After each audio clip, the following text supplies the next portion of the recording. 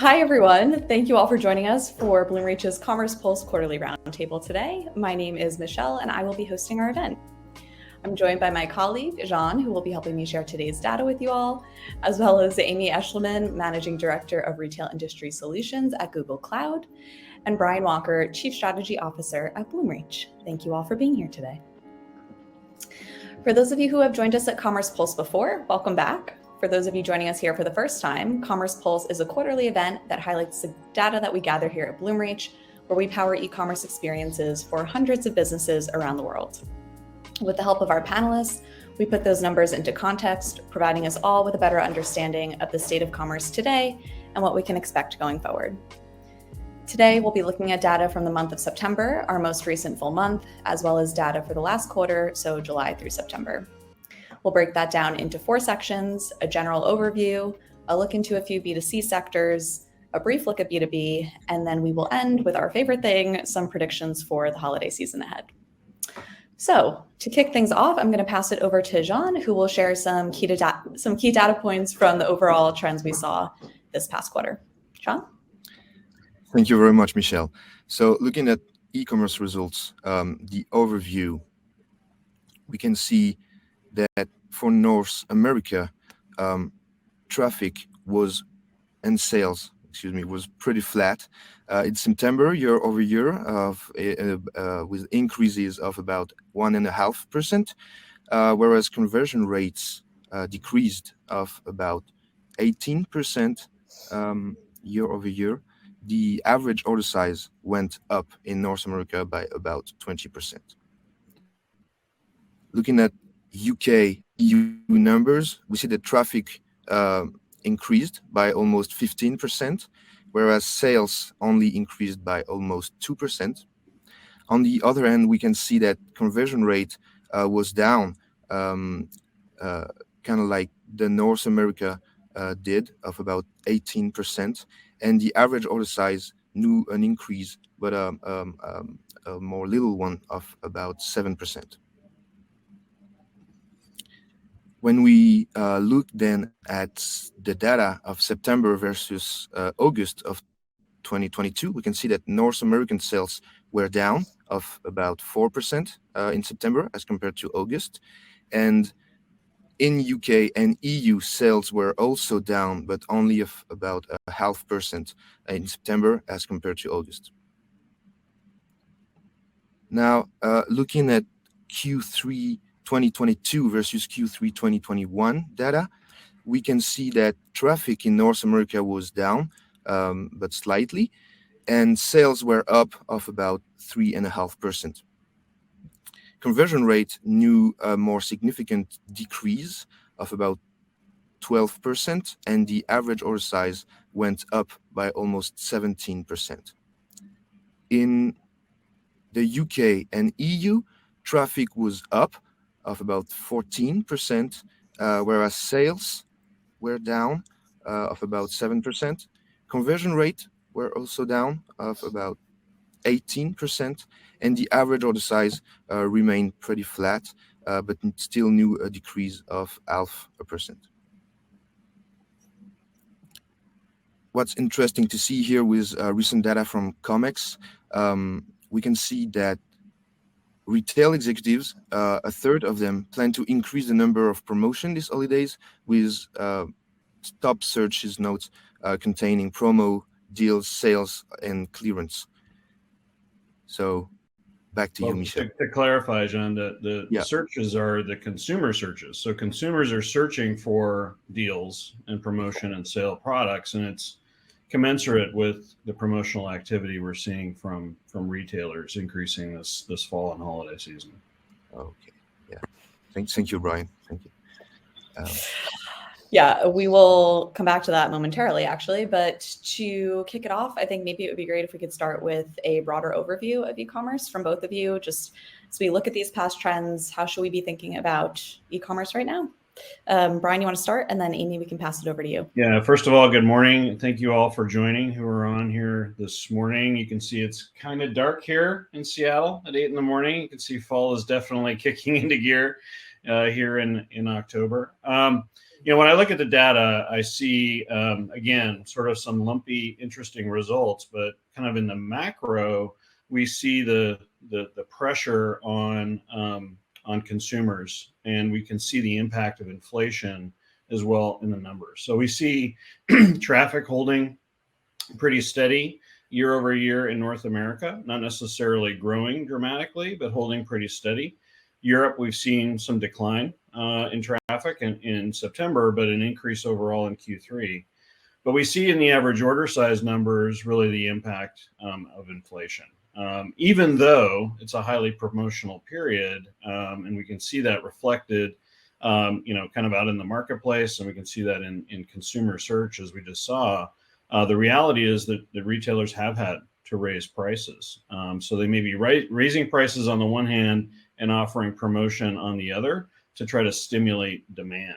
So we see this sort of asymmetrical kind of result there. In the conversion rate numbers, though, you can see that consumers are being very picky. And even though there's plenty of inventory out there, they are probably back into a phase where they may be, really making decisions and trade-offs, really, adding things to cart and potentially not purchasing at the same rate they were before, and potentially doing more price checking across different retailers, and more sensitive there as well. So certainly, and when we get into some of the category numbers later, we'll probably see that the results are again, a bit all over the place when it comes to different retail sectors. But on the macro, that's how I read the numbers.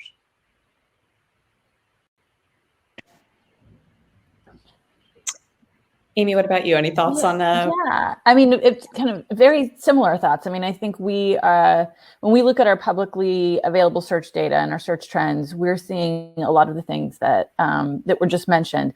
Economic uncertainty is certainly top of mind. So consumers are making very planful purchases. So we see things like, a 60% year-over-year growth for buy one, get one free. One of my favorite search terms that I think is so specific, it's 100% growth in the search for promo code for existing user. So we as consumers know, like, hey, if I'm a new customer, I can get a deal typically, but what about me? What about an existing customer? And so you're seeing consumers do some very planful things, really deliberating about where they should shop. You see that same thing in the way that they're moving from digital to physical. And I think that too is kind of underlying that data that we saw, that kind of very bumpy data. So we see things like searches for in stock near me up 90% year over year. So, people are looking for, again, it's like very planful behavior. They're being very deliberate about their shopping. The other thing that I think is underlying this, and it has been expanding, particularly in North America and EMEA compared to the APAC region, is kind of this expansion of the digital ecosystem. So when we looked at last year's data, we saw that over half of shoppers are using 5 or more channels. And so you're not necessarily using the retailer's own site. You might be shopping through YouTube shopping. You might be shopping through Instagram shopping. You're looking at different ways to both be inspired, but then immediately make a purchase if you are inspired to make the purchase. So you've got just a very different digital ecosystem that I think is underlying these traffic patterns as well. Yeah, that is a very, very good point. Amy also touched on some search themes, but let's go back to those and hone in on them a little bit more now. Brian, if we start with that slide John had showed from some of the top September search results, we saw up there 2 that I wanted to call out and get your thoughts on. One being heightened searches for promotions and related terms, and the other one being Christmas, which I should point out, this is September search terms. So any thoughts on what those mean? Well, I mean, really, we've been doing this now for almost 2 years. And this is the first time we've seen search terms like promotion, sale, and clearance appear even in the top 20 search terms. In fact, I would say even in the past, it was much, much, much lower than that. So that's really pretty remarkable. to see that. Now that's an aggregation of the search terms, so we're kind of bringing those different terms together and saying that they're very related when we look at how high up they are. But that's pretty remarkable, and it's a pretty strong signal again that that consumers are looking for deals. And of course that's not necessarily true across all segments and across all demographics out there, but by a pretty significant number, consumers are really looking to be more savvy. And the data that Amy shared as well, I think absolutely reinforces that. And consumers have become pretty savvy. They understand that there's an opportunity there to save, and perhaps in the past maybe didn't feel like even taking the effort. Maybe it didn't feel that important to them in some cases, and now it's become more so. So we have to recognize that is a pretty significant shift and change reflected in those search terms. And then in terms of Christmas, it feels like every year Christmas just kind of continues to move earlier. Retailers are also leaning into that. In the past, right, it was in part due to supply chain issues. And if we rewind a year ago, we were really reinforcing, hey, the product may not be there when you go to buy it now, right? And there was this kind of media meme and pressure on the consumer to kind of get started earlier. Now, I think it's more about the retailer trying to clear out inventory and trying to reinforce, move demand earlier, perhaps in the hopes of capturing more total demand as consumers continue to spend up to middle of December. But that's just again reinforcing that despite my wishes, Christmas just keeps moving earlier. I'm one of those people that gets really grumpy when I see Christmas decorations before Thanksgiving. I'm with you, and for the record, have certainly not started my Christmas shopping. Unlike okay, this is just a total anecdote, but it's kind of a funny thing. I was in a cafe having breakfast with my mom recently, and there was a Halloween tree. I'm like, when did we start decorating trees with Halloween decorations like a Christmas tree? I was like, what's with the Halloween very clever tree? You can keep the tree up all the way.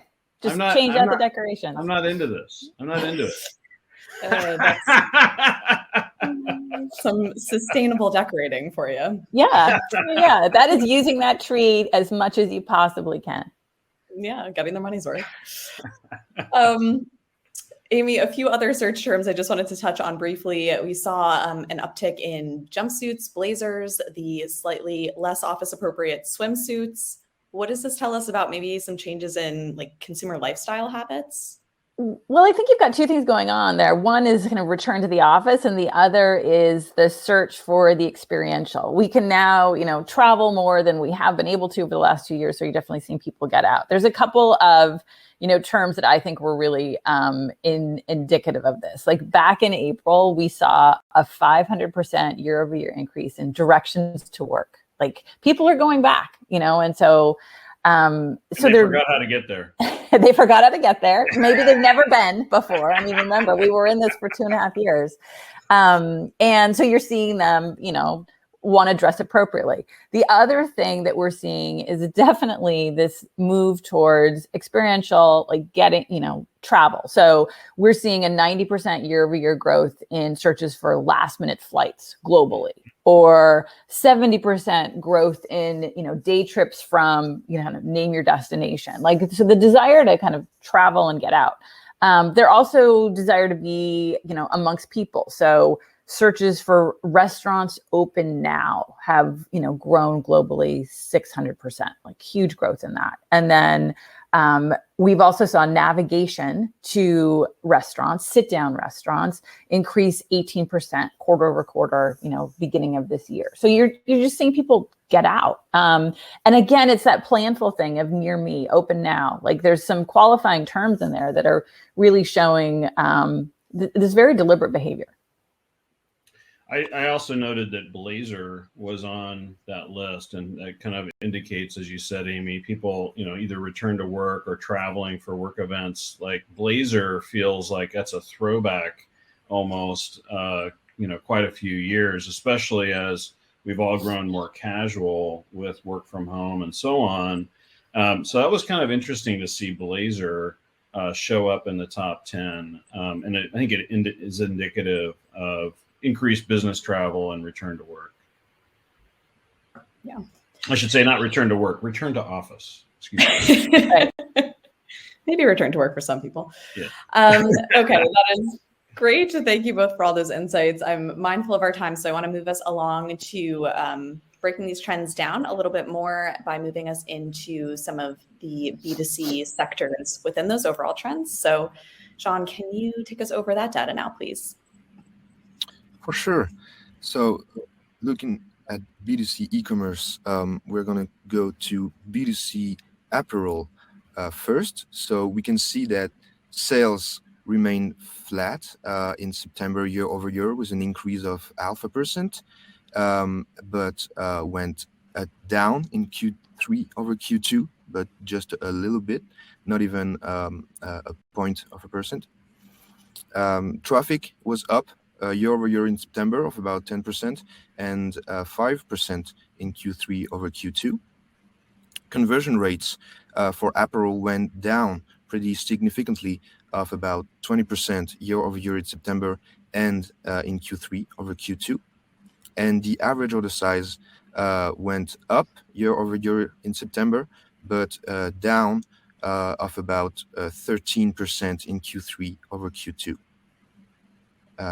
Now, looking at grocery, we see that sales decreased of about 4% year over year in September and of about 2% in Q3 over Q2. Traffic was up of about 7% year over year in September and in Q3 over Q2, whereas conversion rates decreased significantly of around 23% year over year in September and of about 16% in Q3 over Q2. On the other end, average order size for grocery was up year over year of about 17% in September and dramatically of almost 75% in Q3 over Q2. Those are Q3 year over year numbers, I believe, actually. So those are Q3 versus Q3 of last year. Q3 22 versus Q3 21. Sorry, John. No, so thank you very much. Thank you very much. So looking at luxury, sales were up of about 8% year over year in September and of about 20% in Q3 22 over Q3 21. We see that traffic was up of about 28% both year over year in September and year over year in Q3. Conversion rates were down pretty significantly in September year over year, 35% down, and almost 27% down in Q3 22 versus Q3 21. The average order size was down also, but less, with a decrease of 3% in September year over year and about 9% in Q3 22 versus Q3 21. Last but not least, we can see that home furnishings and home improvements have pretty interesting numbers. Home furnishing remained almost flat with sales up 3% in Q3 22 versus Q3 21. Traffic was down 2% in Q3 22. Conversion rate was down also of about 3% in Q3, and the average order size was up of about 6% in Q3 22 versus Q3 21. Home improvement, so sales decrease in Q3 of about 5%, Q3 22 over Q3 21, sorry. Traffic was also down 10%, a little bit more than 10% in Q3 22 over Q3 21. And conversion rates on the other end was dramatically up of almost 50% in Q3 22 or Q3 21, and the average order size was also up of about 25% in Q3 22 over Q3 21. So back to you, Michelle. I just turned the motion sensor lights off because I'm sitting sedentary here. This is some good live TV for everyone. I won't wave my arms around. I think that will be too much of a show. Maybe we can start with home improvement and home furnishings. We usually like to start with apparel, but we'll leave that for last today. Amy, do you want to kick us off by talking about anything that struck you in the home sector, or really any larger e-commerce trends there that you thought are of interest? Yeah, I mean, I think we're seeing we started with the pandemic with home furnishings just so on fire because we were in our homes. That was the only place we could really hang out, and so you saw tremendous investment in people's homes. And now that we're, as we said, getting out more, I think you're seeing that kind of flatten out a bit. I think that there's some really, I don't know, when I was thinking about the trends in home furnishings and thinking about this question, I actually thought one of the most interesting areas in home furnishings and e-commerce is thinking about augmented reality. I hate to say the metaverse, like it's such a buzzword, but it kind of is, a related topic. But this idea of being able to visualize your environment and the stuff that goes into it in just new, very realistic ways. We've seen kind of room planners for a while, then being able to take the product and kind of picture it in your room with your phone. I think Wayfair's done some really interesting things in that. And then now we're seeing that same thing in kind of constructing the room around the entire room. So Lowe's actually has a really interesting floor visualizer where you can really kind of see what the structure of the room will look like, paint colored floors. And all of this is done in a very kind of hyper realistic way, but not actually like reality. It really is a virtual reality environment in the Lowe's example. And so I think that is a trend in e-commerce in home furnishings that is definitely like very interesting. This idea of picturing a space in a really new and interesting ways. Yeah, absolutely. It certainly speaks to how all of these industries that people for so long said just wouldn't work in a digital world. Clearly now they've made work and then some. Yeah. Brian, before we move to grocery, anything you wanted to add on the home front? Well, I actually wanted to kind of talk about a couple of the different segments, actually. And I think, we have to remember that these numbers are not inflation adjusted. So even when we say flat on sales, for example, in normalized terms, when we think about the impact of inflation, it actually reflects kind of a challenging quarter for example, apparel. And you can see, I think, the impacts of all the promotion and discounting. So even with the back to school period, even on the back end of like an intense period of travel for consumers and events that they're now, obviously attending, like weddings and so forth. And then, the return to work or return to office, trend as well. I'm actually feeling like apparel had a really pretty rough Q3 actually, and is kind of interesting. And you've seen, some apparel retailers and brands get pretty aggressive out there in the market, and they're facing some really interesting challenges with over inventory in a period where there may be some softening consumer demand. So I think that's something to reflect on with the apparel category, and something to keep an eye on, obviously, in Q2, or Q4, going backwards. Grocery, pretty shocking to see that average order size number. And I think the way to interpret that is people stocking up for natural disasters and doing some, buying ahead of potential issues. And obviously there's some European and UK, retailers in that data as well. And there it may be reflecting geopolitical challenges and concerns as well. So I think what you see there is consumers maybe stocking up with very large baskets and Potentially there's some inflation obviously impacting that average order size number as well. Although grocery is one sector where inflation hasn't had quite the same impact as a number of others. Interesting to see that traffic was up, pretty healthy number for grocery. Traffic was up, but sales and conversion rate, year over year, kind of depressed. So it's kind of asymmetrical, hard to read into that. But the average order size number, again, I think has to reflect those consumers who are buying, stocking up. Potentially hurricanes, forest fires, geopolitical issues, and so on, impacting consumers feeling like they want to kind of hoard to some degree. Luxury remains a really interesting outlier. We see that sales were up, very healthy amount again in Q3. That's a trend we've seen all year. And I think that reflects the fact that consumers in the higher income brackets are continuing to spend. And so they may not be feeling the economic, pressure to the same degree. Although ironically, seeing some recent data that the higher income demographics actually have a lower opinion of the economic outlook than lower income demographics right now. So it's, again, they're spending money, even though they have a kind of a pessimistic view of the economic conditions.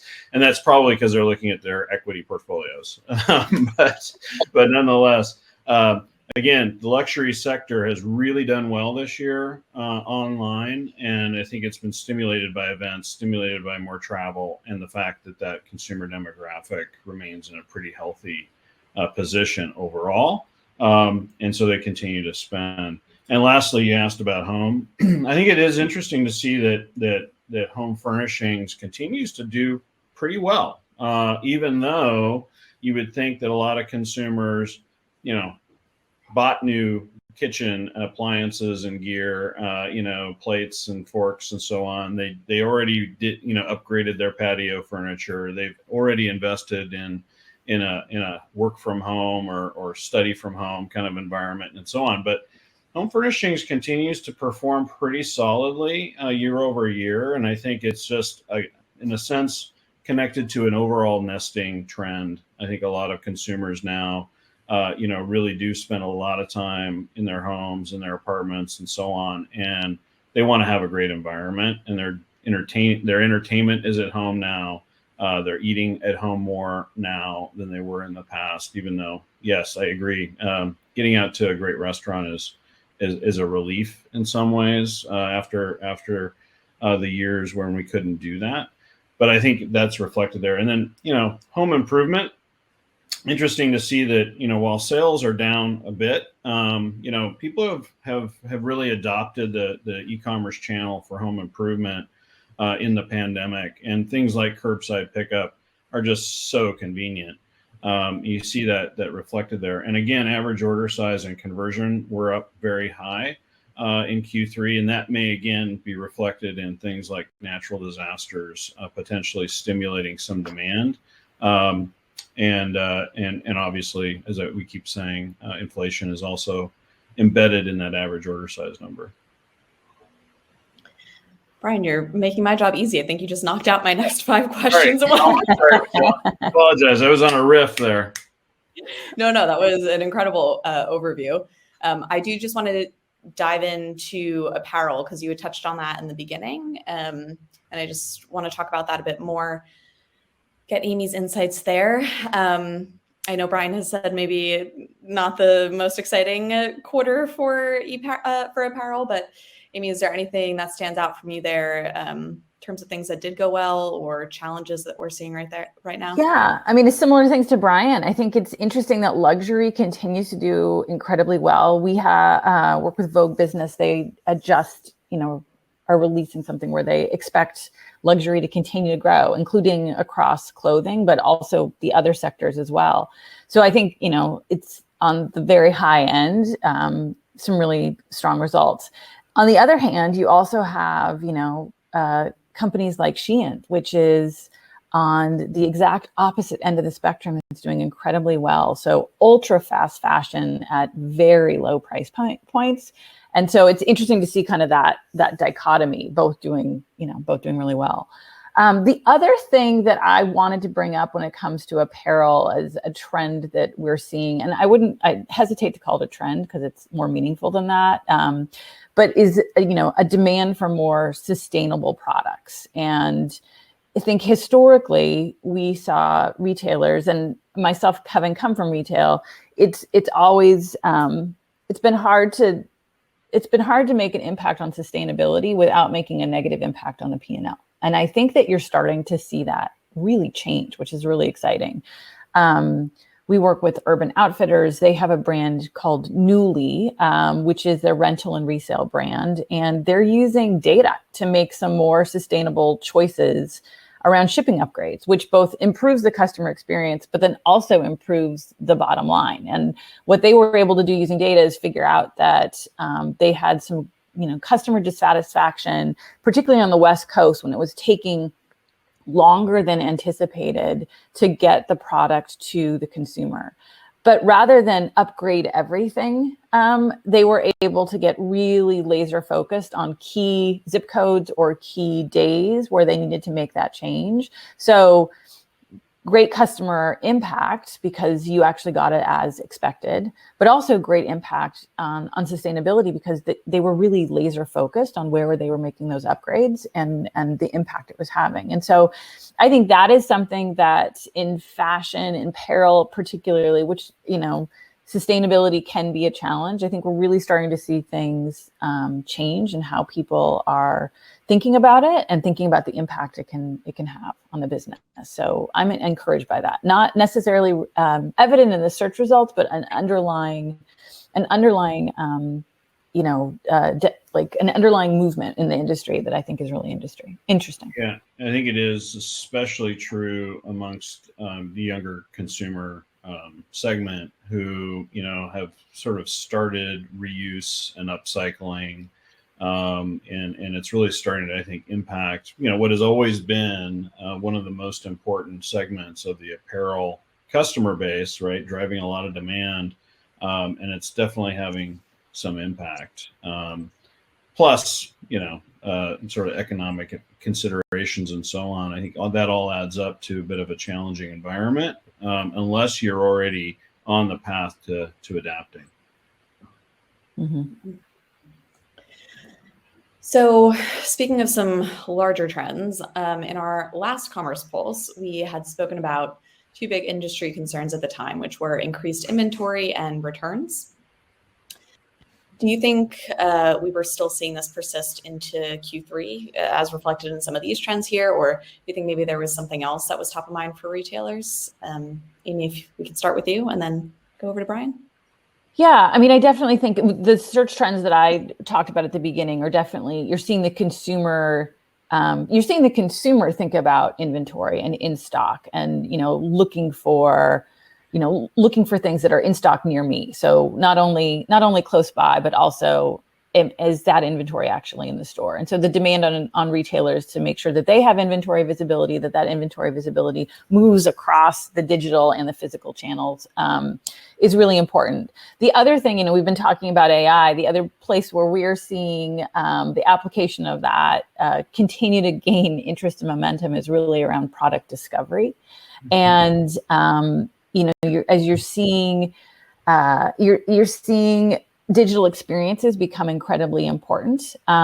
So when you think about product discovery, thinking about how can you make sure that that's as easy as possible on the customer, and make sure that they have actual results whenever I put something in a search term. And so retail search is something that we are very focused on. We're also very focused on recommendations. And so how can I make sure that how can you make sure as a retailer you're recommending the right product to a customer at the right time? So we're looking at ways for those two things to work together to create a much more personalized experience for consumers. And so we've had great success with some publicly cited successes with Macy's, Home Depot, and Lowe's, among others. And we're really, we think that that's a hugely important area for retailers to think about, just because consumers are demanding personalization and they're demanding frictionless experiences. experience. And so these two things work together to deliver that.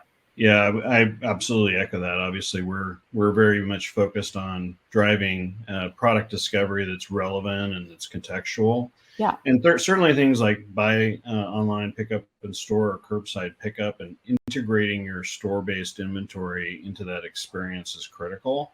And leveraging personalization to save the consumer time, make it easy for them, and make sure that you're really responding to the signal that they're giving you within the session is critical. And obviously that's an area that Bloomreach has a particular competitive advantage.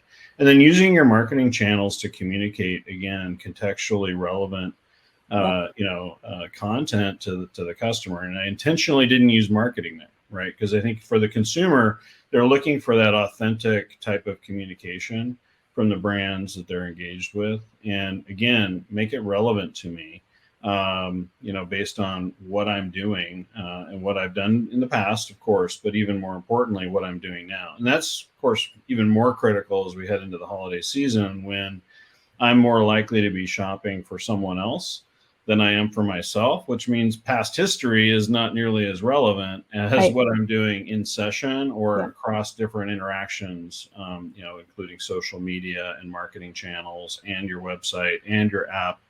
And that's, of course, why things like, having a strong customer data foundation is so critical. And that's where we have a great partnership with Google here at Bloomreach.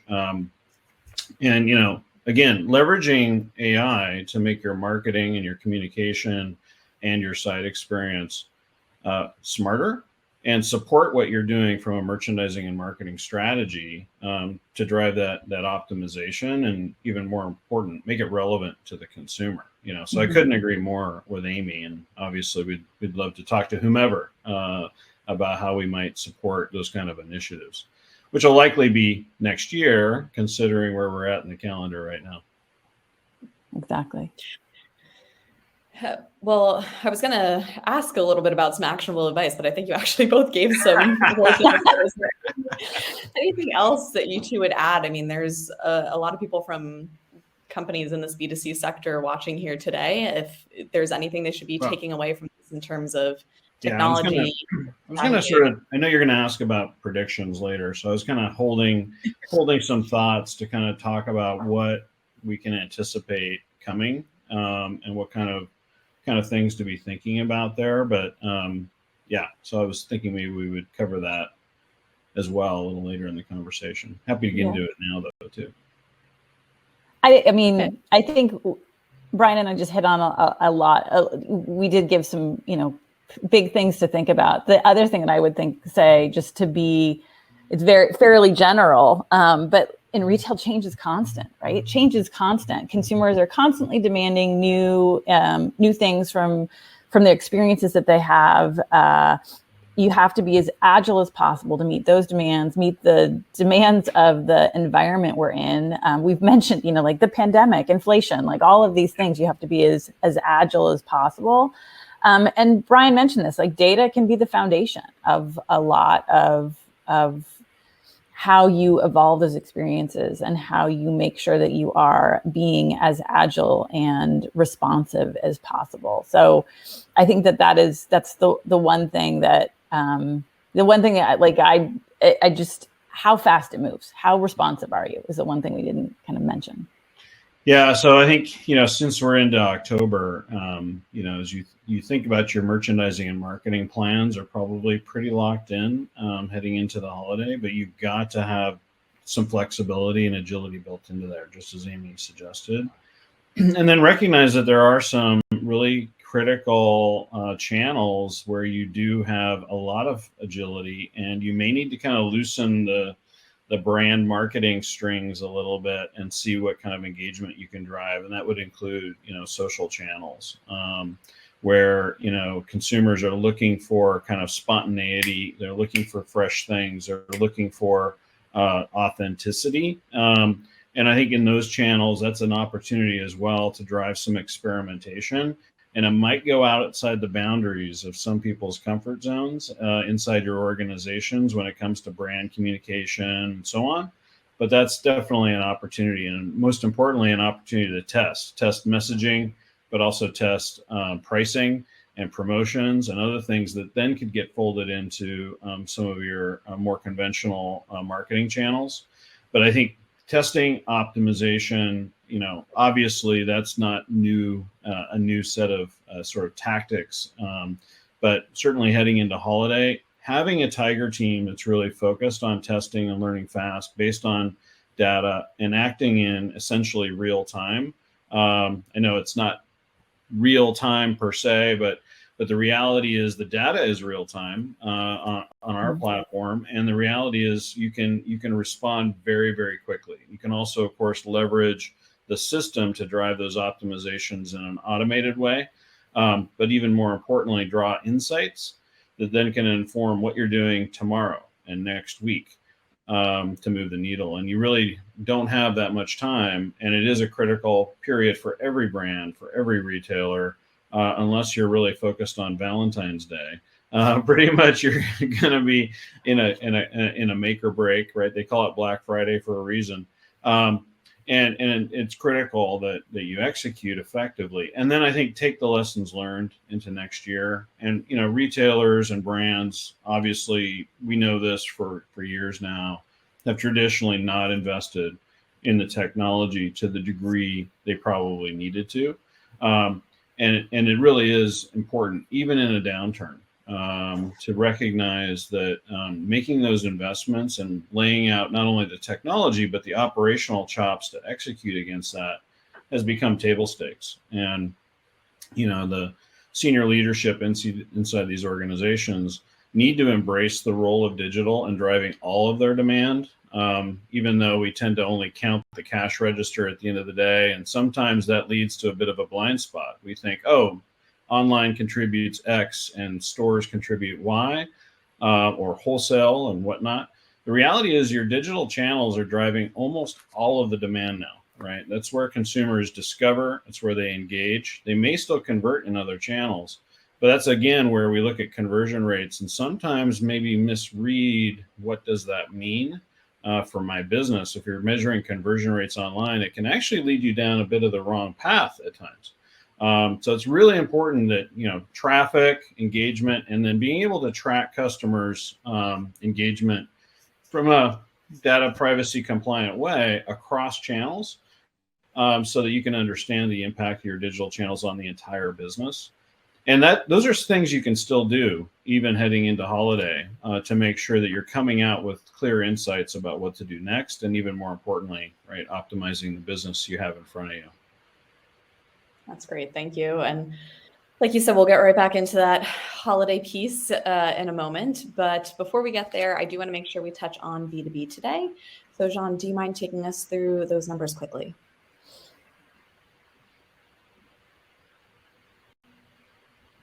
Uh-oh, you're muted. Yes, sorry, I was fighting with the tabs. So looking at B2B e-commerce data, we can see that sales for B2B did increase of about 24% year over year in September, and of about 14% in Q3 22. Traffic followed with an increase of 22% year over year in September, and of about 24% in Q3 22. Where on the other end, conversion rates for B2B were down of about 27% year over year in September, and 26% in Q3 22 versus Q3 21.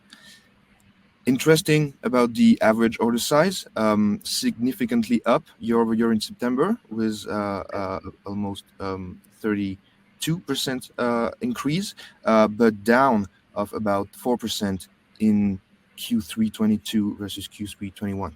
So back to you. Thank you, Jean. So Brian, Amy, high level, anything sticking out to you from B2B or anything that we should be taking from those numbers? Brian, maybe if you want to go first.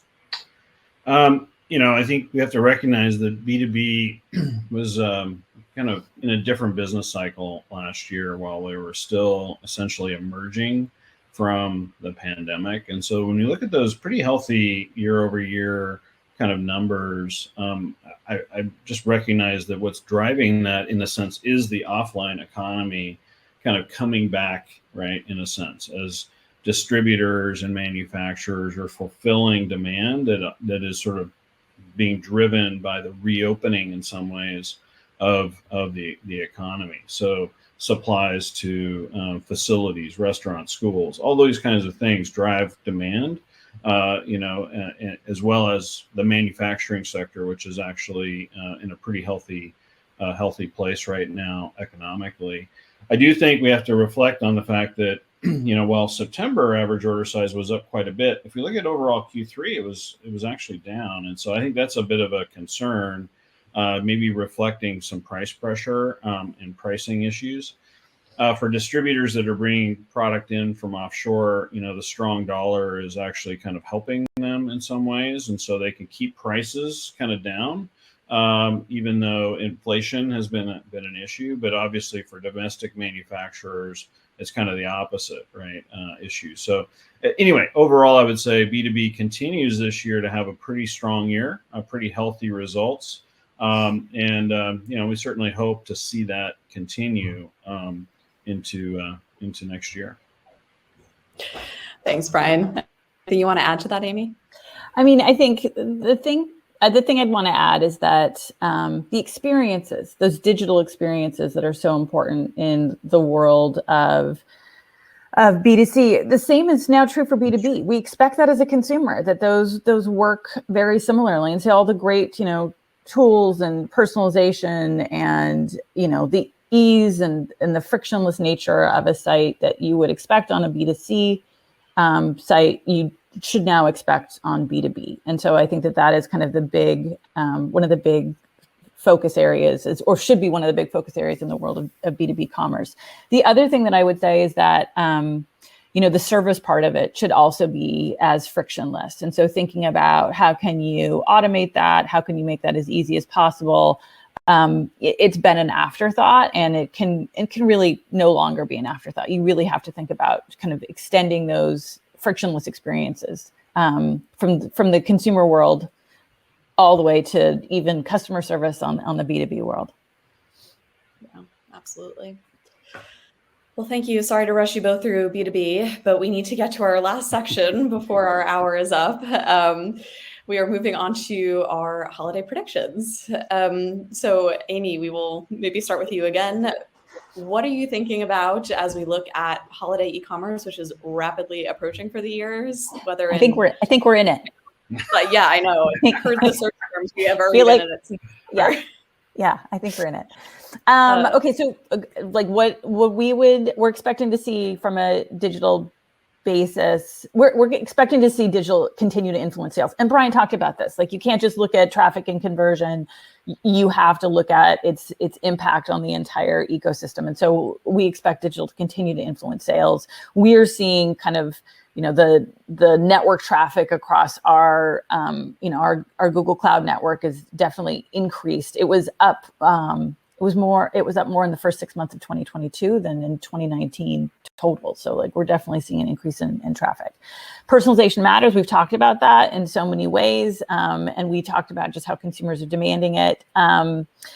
And the thing that I would say is that, like, the frictionless experiences, I've talked about that's going to be so critical in holiday. Like, how can you find the right product? How are things personalized to me? How can I make sure that I've got an experience that is right for me all the way to when I need help? And so one interesting stats that I think, and this was from millennials in the US, so it's like a specific demographic, but, like 64% expect to receive real-time assistance. So if I raise my hand, I want to see it right away. Like, I need help right away. And so, especially as holiday can get a little nuts, like, gone are the days where you can say, thanks for your email, we'll get back to you in 24 hours. Like, that's just not going to fly. Like, people really expect, or the millennial generation particularly as we saw in this particular survey, expects to see more real-time assistance. And they also want access to self-service solutions. So 60% asking for self-service solutions. I think that speaks to the speed as well. Like, if you let me do it myself, I feel like I'm going to be able to get to an answer very quickly. And so it really focusing on, as holiday goes on, and as customer service starts to become a bigger part, especially as you kind of go into the latter part of the holiday, a bigger part of the things that you think about as a retailer, just making sure you're delivering a very high quality experience. Yeah, that's a really good point. I don't think people always think about customer experience in the context of their digital experience. So, all right, Brian, over to you. What are you thinking for holiday this year? Yeah, first of all, I would fully echo what Amy was saying. I think, thinking about, and again, I know that where you're at as a retailer right now or a brand, there's not a lot of time to respond. You're probably well into your execution of your plans, but making sure that you're really helping the consumer discover product, not just through search, but also through effective merchandising and site content that helps them discover products that is unique, special, and is geared to the interests of the person that I may be buying a gift for. And so things like gift guides and content that help me discover and then buy with confidence and understand even what's special about this product, so that when I give it, I feel that way about it, but also can kind of convey that to the recipient, right? So that's the kind of thing that consumers, if you think about the emotional reward of gift giving, like that's kind of what it is. So make sure you're really thinking about that in your digital execution. And again, making it easy for the consumer to transact across any channel, right? So your digital front door is the front door to your business. And you really need to think about that and how that kind of consumer experience can also be very consistent across the entire customer journey. So from your marketing through to the site or app, and then obviously through checkout and post-purchase, making it really feel consistent. And again, leveraging tools that can enable that, effective segmentation and personalization tools to help drive that. And again, if you don't have that foundation now, you may be somewhat constrained, but that's sort of the goal. That's the ambition. Now, when we look at holiday this year, we have to recognize that last year we actually, had a very strong result again in terms of online growth during the holiday season. And we're comping these pretty big numbers, right? So, it's hard to see 25, 30% growth on a very, very large base, right? Continue year after year, especially given the shift in everything we've talked about, right? Post-pandemic being one, and then obviously the socioeconomic kind of challenges, and I think given the fact that consumer confidence is so low with inflation, energy prices. Michelle, you're sitting in the dark in London. I think that's illustrative of some of the energy challenges. Commentary that I was going for. Yeah. Consumers, again, it differs obviously on your income bracket, but across middle class and lower income brackets, consumers feel a decline in disposable income, in part due to inflation and energy costs. And at the higher income brackets, maybe it's the stock portfolio, the equity portfolio, but that certainly plays a role, I think, in consumer spending this holiday season, even though savings are quite high still coming out of the pandemic. And certainly, we have almost near record low unemployment still. There's a lot of factors at play here. But I think when we look at kind of where we end up holiday season, I'm going to be pretty conservative and say 10 to 15% year over year growth. But again, let's reflect on the fact that that's off of a pretty significant growth rate over the last 2 years. I do think retailers are going to be highly promotional. Inventories are very high. They're going to be responding to this concern that I just shared. They share that concern. 60% of retailers in our COMEX holiday survey talked about their number one concern was consumer confidence. Last year, that was nowhere to be seen, and the number one concern was supply chain. Supply chain issues are gone, not really, but in terms of different kinds. Yeah, in terms of how they're thinking about it, there's still some friction in the supply chain, but now the number one concern is consumer confidence and willingness to spend.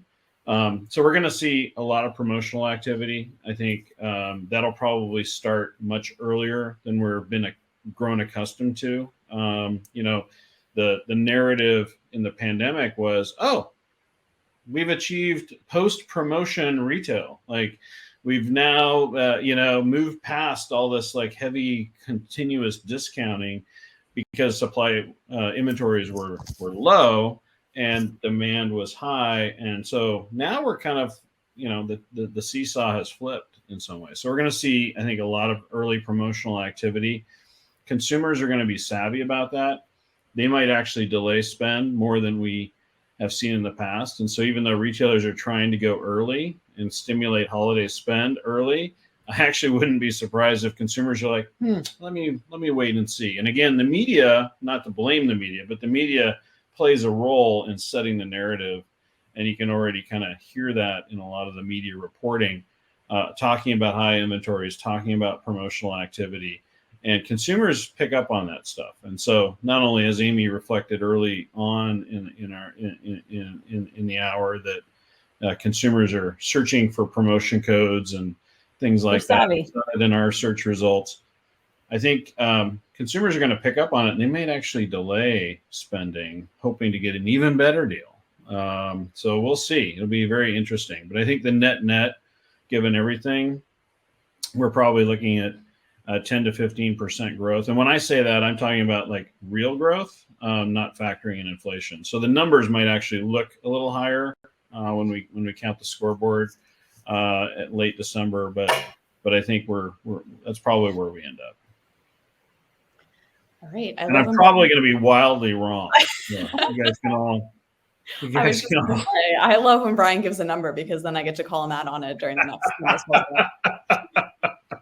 but I appreciate those predictions from both of you, and we will see how right both Brian and Amy were when we have our next Commerce Pulse Quarterly, which will be in December.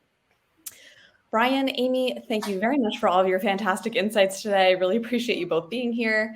For everyone on the call, to hear more from Brian and Amy, you can find them both on LinkedIn or check out the Bloomreach and Google Cloud websites to learn more about their companies. For more commerce insights, you can check out Commerce Experience, a podcast with our own Brian Walker, as well as the latest report from ComX, which Brian has referenced and was also referenced earlier in the event. That's called From Digital Sales Cheer to Consumer Spending Fear. And that report is available for download at commerceexperience.com. With that, thank you everyone for bearing with our technical difficulties, and we hope to see you all again next quarter. Thank you, everyone. Thank you. Thank you.